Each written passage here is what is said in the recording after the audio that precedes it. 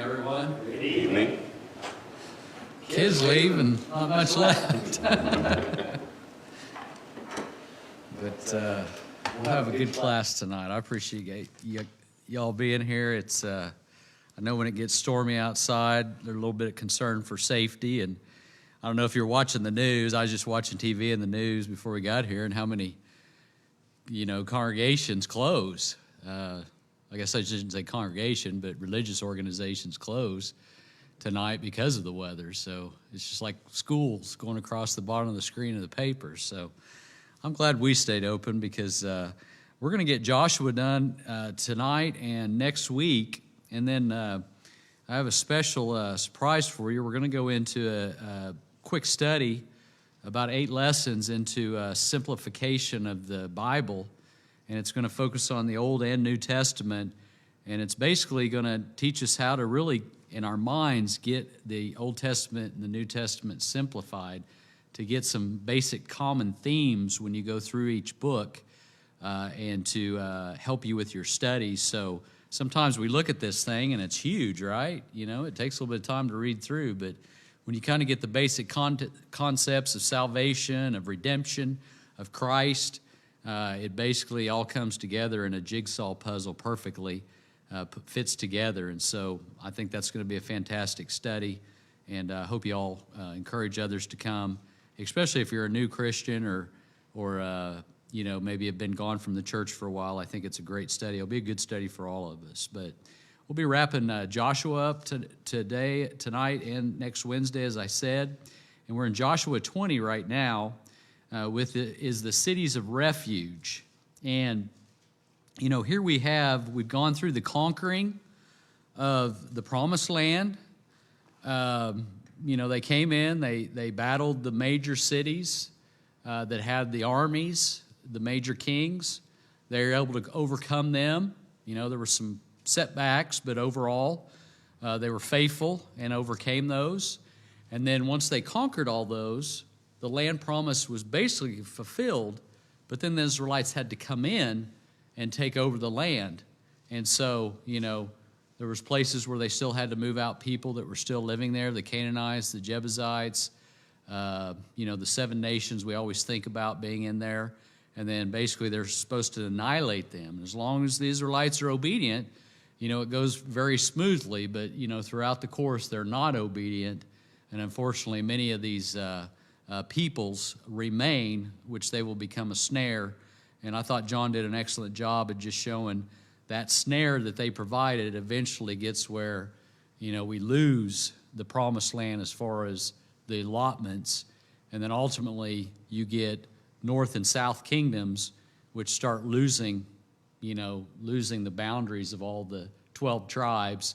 And then captivity basically pretty much wipes away everything.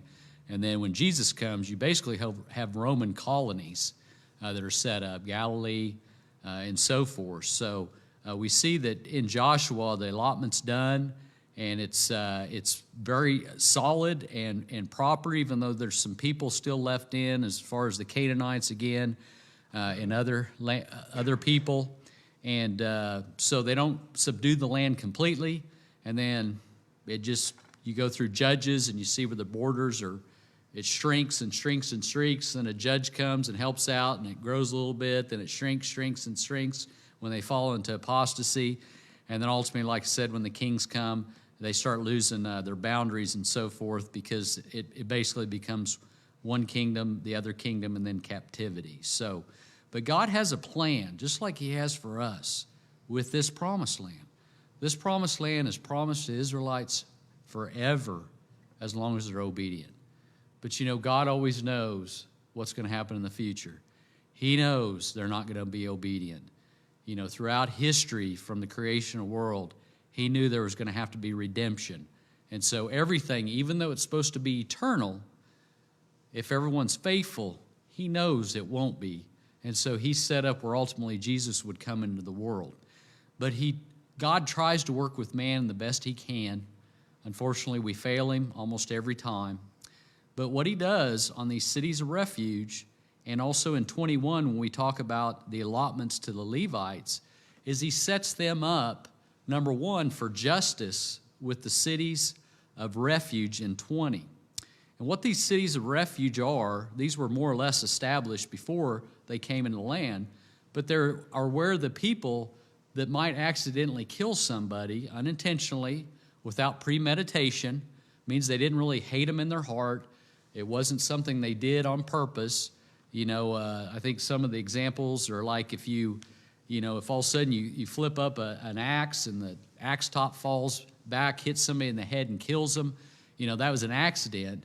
Well, the Redeemer can go and kill that person, and we'll pursue that person to uphold the family name. But these cities of refuge are set up so that person that killed that person unintentionally can go and be protected. So, we see where God's justice really is justice.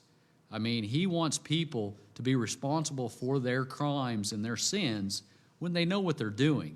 We think a lot about children and maybe people that haven't become into a responsible age. Maybe they have some sort of mental challenge or something. But God's provided for them. Even though they might do something wrong, if they don't have the mentality to understand that, then there's not really a responsibility there. And that's what God's providing here for the cities of refuge, is basically if you kill somebody accidentally and you're pursued by a relation of theirs, then you can go to this city and be protected. You go to the city, you basically tell them what's happened, you tell the elders there, they make a judgment call if you're, obviously telling the truth or not, and then they accept you into the city and they protect you. And you're to stay in that city until when? Huh? No, till the high priest passes. And then you're allowed to leave that city and go back to your land. And again, you're supposed to be protected. The person that's supposed to seek revenge on you is not supposed to. But again, what do you have to do? You have to be obedient to that. You have to go to that city of refuge and be protected there. If you leave that city before the high priest or don't go to that city, then basically the slayer can come and kill you. So you have to be obedient. But God set up a justice system to protect people that something like that accidentally happens. And so, we have just such an awesome God, a just God. And so we think about that and just kind of give you some legal history, and you learn this in law school, but there's what's called mens rea. And basically, if I do something, I have to have the mentality of what I'm doing.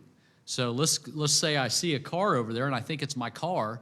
I get in it and I drive it away, and can I be prosecuted for grand larceny on a vehicle? Really not, because I thought it was my car. So I didn't have the mens rea or the intent to steal that car. And so that's kind of like what we're talking about here, is you have to have the intent to commit a crime. Now, we can get in all those arguments, is somebody lying about whether they knew it or not, things like that. And obviously that's where a jury or judge comes into play, make those determinations, which, like the elders in these cities, are supposed to make that determination whether it's a proper case where it was an accidental death that occurred. But these cities are set up for that purpose. They're cities of refuge. And then ultimately when the high priest dies, you can leave that city and still be protected and go back to your land. So very interesting the way God has set that up. But these cities are also strategically placed in the fact that they're spread out enough in the promised land where it's not like you have to go hundreds and hundreds of miles to one and they're all dotted in one area. They're spread out through the promised land. And so if something were to happen where you accidentally killed somebody, it would be something that would, might not be close by, but it would be at least within a reasonable distance when God has set these cities up. And again, this is God's command. And I'll just read real quick to conclude 20, and we'll go on to 21 in verse 5. And if the avenger of blood pursues him, they shall not give up the manslayer into his hands, because he struck his neighbor unknowingly and did not hate him in the past. And he shall remain in the city until he has stood before the congregation for judgment, until the death of him who is the high priest at the time. Then the manslayer may return to his own town and his own home, so the town from which he fled. And you can see kind of in 7 and 8, we have some of those cities that we had talked about earlier, especially when I gave the lesson about on Ephraim and Manasseh. We have Shechem and Hebron. Hebron is basically where David eventually will rule for 7 years before he becomes the united king over the whole Israelites. Sometimes we think, well, David became king right after Saul, and that's not really the case. There's always conflicts when you're switching families and power. In fact, they say when George Washington switched power to John Adams, that was the first time in history that there was a power change without violence or bloodshed. So if you know your American history, that's supposedly the first time that's ever happened. So when you think of Hebron, you think David ruled for about 7 years, and he was fighting against Saul's relatives. And I can't remember the king. Who was it, John, that was ruling at Saul's house? Do you remember? Don't remember? And I'll think about it here in a second. But basically, he didn't last very long because people just weren't behind him, and ultimately they made David king. And for 33 more years, he basically ruled over the United Kingdom and won over even those who had followed Saul, ultimately till Solomon. So, but you think of Hebron like that. We talked earlier about Shechem in some of its highlights. But again, does anybody have any questions of the city as a refuge and God's intent about that? And again, it's basically justice. It's protecting those who basically did not have any intent to kill somebody, and it happened. It happened. So, and understand when we say intent, we don't mean you did something so reckless. Let's say you drink a bunch of alcohol and you get in a car and you kill somebody. Well, you didn't really want to kill somebody, but you made your conduct so reckless that it was likely somebody could die as a result of that. So we're really not talking about things like that. We're talking about the fact it was just a complete accident.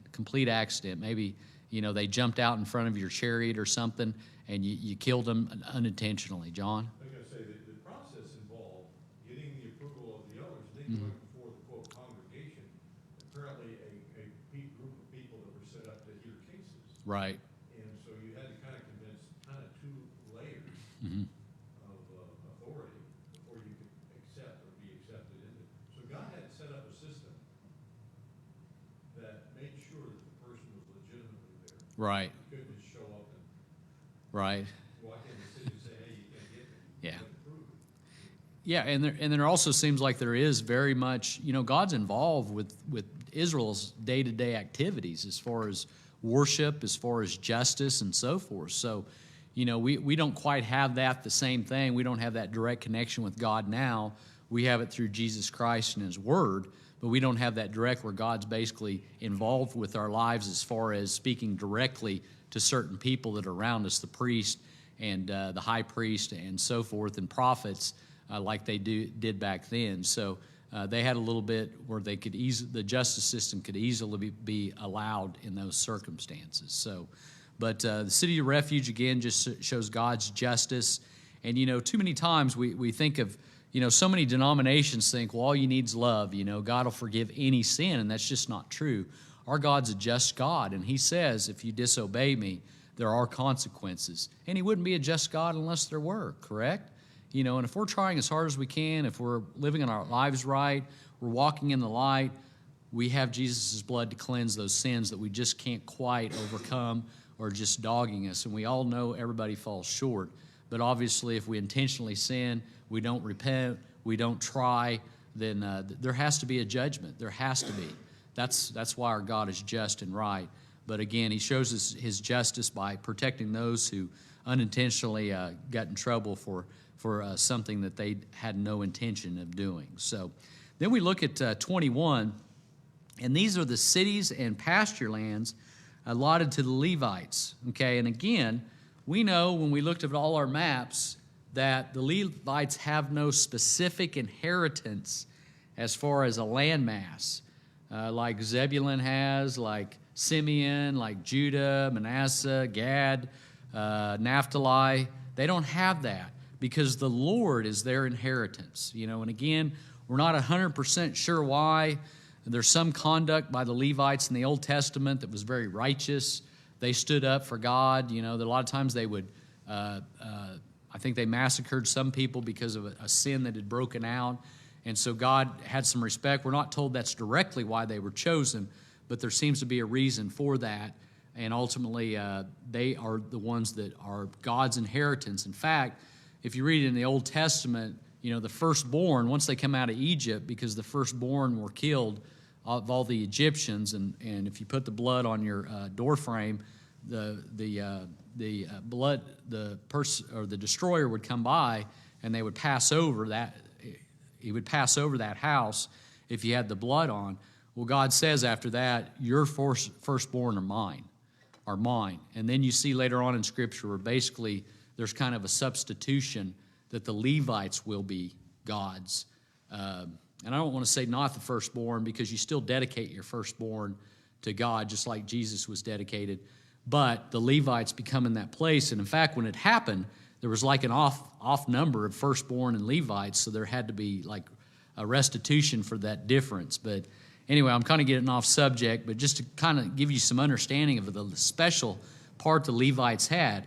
The Levites, when the tabernacle was carried, they had a special place as far as carrying the tabernacle, as far as mounting the tabernacle, and then putting it back together. And if anybody else handled these, we think Uzzah touched it, they would, Uzzah was killed automatically, because it was the Levites, a certain tribe of the Levites, that was supposed to do that. So they were a very special tribe, dedicated to God, and took care of the worship system and helped those. And obviously through the Levites, we also have Aaron's clan, the Kohathites, which basically would be the priest, directly had to be a descendant of Aaron to be a high priest, a priest. So we think of that and just the connection there. But not only was God their inheritance, but they would be given certain cities. And again, I think we talked about it before. Those cities are set out through the regions. And the reason they're set out throughout the regions is because you're only going to be as strong as, number one, like we read in 20, your justice system is. If your justice system falls apart as far as God's concerned, and you start persecuting the poor just because they're poor, the rich get away with everything because they can bribe everybody, basically you're faltering in God's eyes. So you have to have the justice system set up, and then you also have to have the worship system set up. You're only going to be as strong as you are worshiping God and being obedient. And that's where these cities come into play.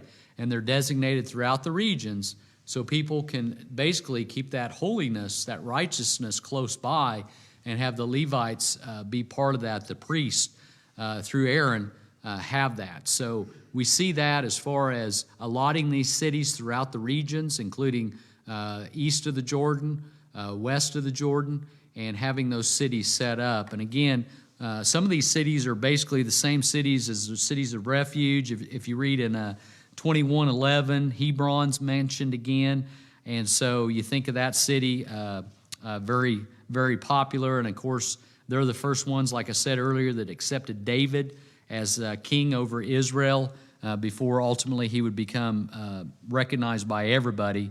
And then you see the clans within the Levites, the Kohathites, which again, that's what Moses and Aaron are from, that line, and ultimately Aaron's descendants. In fact, if you read 4, the lot came out for the clans of Kohathites. So those Levites who were descendants of Aaron the priest received by lot from the tribes of Judah, Simeon, Benjamin, 13 cities. And so you see their little areas that they're supposed to get.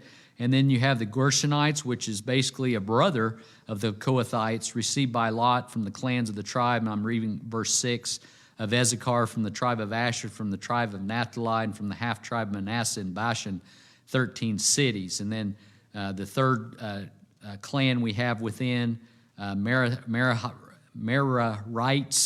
and they received their allotment as well, 12 cities, if you see there in 7. So you can think about how these are spaced out throughout, and the fact that, again, you have to have that religious system to be right with God and proper with God. Otherwise, again, God's going to protect you. He's going to be part of your army. We still have the commander of the Lord's army that's basically has fought all their battles because they've battled people that are stronger than them, that are bigger than them, that are more fortified to them. and God's help, they were able to conquer them, which sometimes with not much effort whatsoever, just being obedient to God. And so if you've got your religious system in place, you've got your justice system in place, then God's going to fortify your army. He's going to provide for you and do what's right. So when we get down to, and again, part of these are pasture lands. Obviously, Levites had to eat, had to grow, raise their own animals sometimes. They'd also, the priests would be able to, also get from the sacrifices their food as well.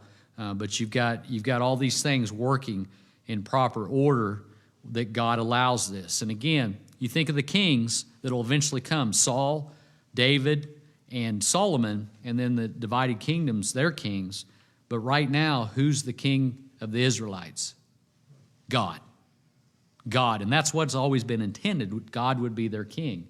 And in fact, when they first ask for a king, what's Samuel say? What's going on here? Why? And God says, they're not rejecting you, Samuel. They're rejecting me. And so I'll give them a king. And God even warns them, you're not going to like it. You're not going to like it because the king's going to subdue you. The king's going to basically act like a king. He's going to be all powerful. He's going to take your daughters, your sons, make them servants of his. And so you're not going to like it. And then, unfortunately, as the king went, so went the nation, right? You get a bad king, all of a sudden the nation goes into apostasy. You get a great king, reforms are done, the people seem to go. So, and God always knew the king's too powerful. That's why he didn't want them to have a king. God would always lead them in the right direction, but they always wanted to be like the people around them, right? They wanted to worship like them. They wanted a king like them. And so that's why they always fell into apostasy. And it's a good lesson to us. Our Lord and Savior is Jesus Christ, and that's who it needs to be. Doesn't need to be anybody else or any one person, within the church or whatever. It needs to be Jesus Christ. That's why we follow the Bible. We don't follow men's teaching. We only follow it, and that's the way things will work out for us. So let's kind of conclude 21 here, and we'll get into 22 real quick to end our class. But right down on 43, again, it's a restatement of God's promise of this land, okay? So now, not only have they conquered the land, they've gone in and displaced the people, taken over the land, established their cities, established their areas, their boundaries. Now, there'll always be areas where they still need to conquer. They'll never do that in full, but God reassures them that the promise has been fulfilled again in 21:43. Thus the Lord gave to Israel all the land that he swore to give to their fathers, and they took possession of it, and they settled there. And the Lord gave them rest on every side, just as he had sworn to their fathers. Not one of all their enemies had withstood them, for the Lord had given all their enemies into their hands. Not one word of all the good promises that the Lord had made to the house of Israel had failed. All came to pass. And of course, that always happens. God always fulfills his promises. Now, sometimes those promises are conditioned, and men fail the condition, and that's why this ended up not being eternal, is because man failed and they lost it, because God promised them, you'll get the promised land, I'll protect you, you'll have rest, but you have to be obedient to me. When you're not obedient to me, I will send in and you will become captive, for many reasons, to punish them, to correct them, and do whatever he could to get them back to him. So, but God's fulfilled his promise here. The land promise has been satisfied through Joshua. And so sometimes you think about it, just like John had talked about, there's so many denominations that think 1948, I think it was, that the Israel was reestablished as a supposed country. But that's not the Israel of the Bible. That's man's made Israel. There's not really an Israelite or a Jew that can point out and say, hey, I'm of this tribe or I'm of that tribe.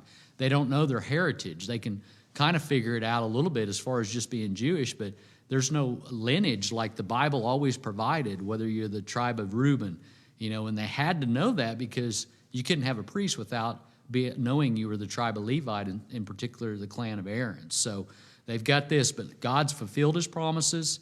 He's provided it, and as long as they're faithful, it'll happen. Unfortunately, the minute we get done with Joshua, guess what? They fail continuously. In fact, if Joshua feels like kind of a good book, an obedient book, then you go into Judges, and it just falls apart. It gets to disobedience right and left. In fact, some of the stuff that happens in Judges is just pitiful. It turns your stomach, how people can just fall so fast and so far. But we see where in 22, and we'll kind of wrap it up with this. I know it's a long chapter, but we can kind of sum it up with the fact that everything's done. So the tribe east of the Jordan can now go back. Manasseh, half tribe of Manasseh, Gad, and it's escaping me now. Reubenites, Gadites, and the half tribe of Manasseh can now go back to their places because they fulfilled their promise of what they said would happen. And then in chapter 5, there's an admonition to them. Only be very careful to observe the commandment and the law that Moses, the servant of the Lord, commanded you, to love the Lord your God and to walk in all his ways and keep his commandments and to cling to him and to serve him with all your heart and with all your soul. So Joshua blessed them and sent them away, and they went to their tents, okay? And this is something we all have to take to heart, all of us. This is the consistency throughout the Bible. Be careful to observe my commandments. That means you don't accidentally observe God's commandments, right? You know, some people, when you're reflecting on your salvation, you know, you might have worked with somebody who's in a denomination, they think, well, I was baptized. Well, really, you got to know more than that. You know, if they grew up in a denomination, they've got to have been baptized correctly. And so that's many times why when we're studying with people, you know, we talk about that and figure it out, because you don't accidentally become a Christian. You have to be intentional about it, and it has to be from the heart. It has to be. There's a specific process. Right. And God clearly sets out. Right. So you don't accidentally become saved. You don't accidentally do the right things. You don't just ask. Right. Or say. Yeah. Okay, so be careful to observe them, to love the Lord your God, and to walk in all his ways. And we think of 1 John, you know, walk in the light as he is in the light, and your sins are continually forgiven. Keep his commandments, cling to him, and serve him with all your heart and with all your soul. He doesn't want half-hearted people. He didn't want us to be Sunday Christians. Not only is he consistent in the Old Testament with wanting that, he's wanting it in the New Testament. And all Joshua's doing is reminding them when they go across the Jordan, remember this. And he's going to continuously tell the tribes on the other side, do the same thing. This is something we have to do for ages, for everybody, New Testament, Old Testament, whatever, so the blood of Christ can cleanse all of us, because obviously, eventually, Christ's blood is going to cleanse their sins as well when Christ comes to the cross. Okay? And then you go back to, they set up an altar of witness when you go to 10. And kind of cut to the chase, this altar they set up infuriates the west side. They believe that they're basically going against God's commands. They're setting up basically something to worship that's not God. Number one, even if it is for God, it's not in the proper sense. But all it ends up being is basically more or less a monument for them to understand the bridge between, they're all brothers. Even though they're on this side of the Jordan, they're on the other side of the Jordan, they're still brothers. And this is an altar of witness. And ultimately, even though there's about to be a big war between the Israelites, and isn't this funny, because they just conquered this land a few months ago, maybe a year ago. And now all of a sudden, there's about to be a big fight over this altar that was built. And they tell them continuously, we did this for no purpose but to be a witness.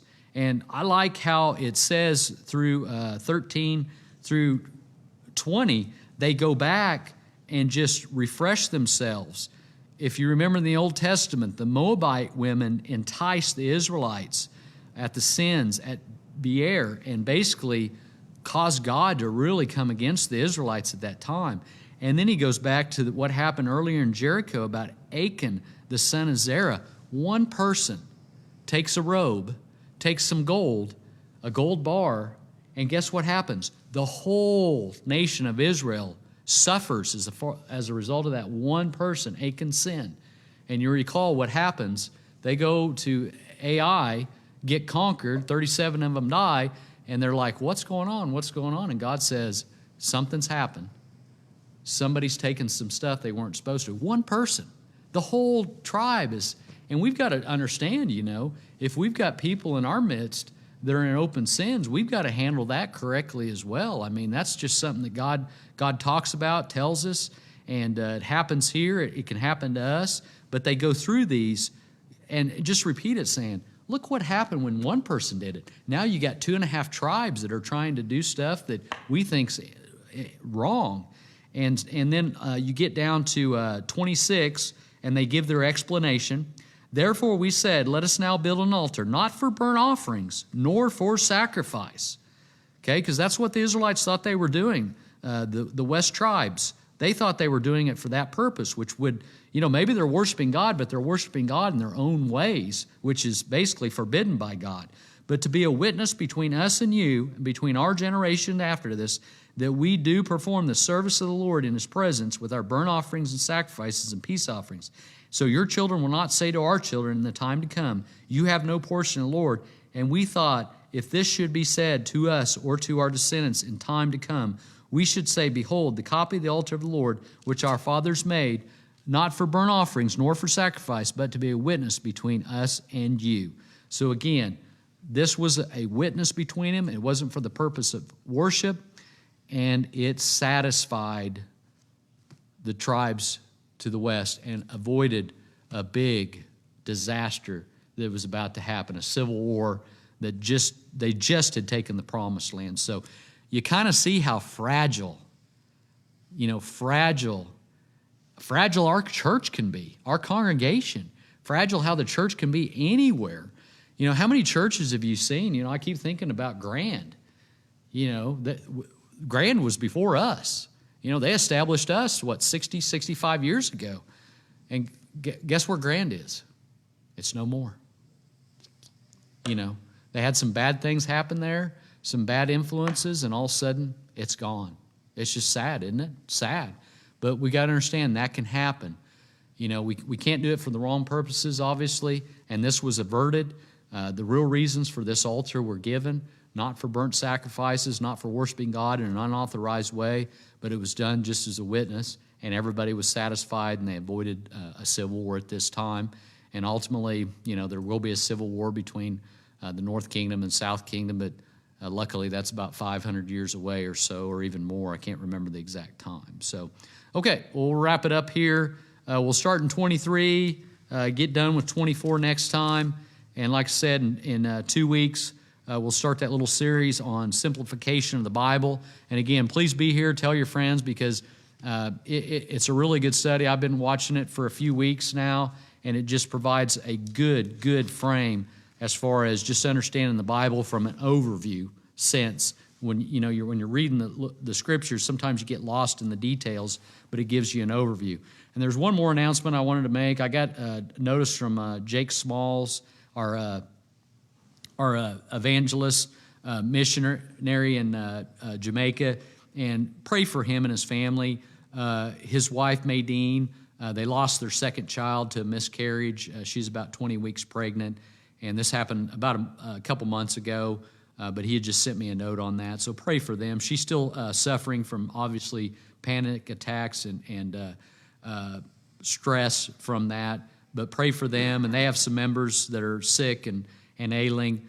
They are getting back to normal, obviously, in Jamaica. COVID hit a whole lot harder than the United States, but they're getting back to some normalcy. But pray for her, pray for Jakes, pray for Maydeen, and pray for the congregation in Jamaica.